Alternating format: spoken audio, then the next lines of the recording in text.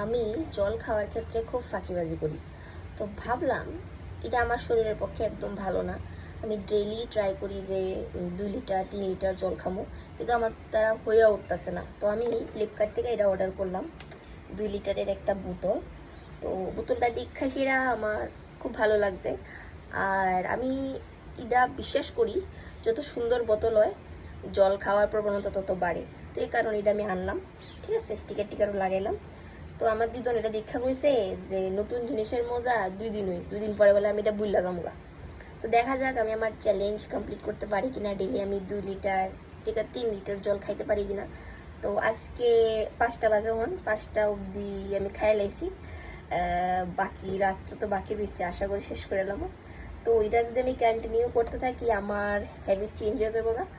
তো এটাই তোমরা লোকের শেয়ার করার আসলাম। আর বোতলটা কেমন হয়েছে অবশ্যই জানাইবা। টাটা।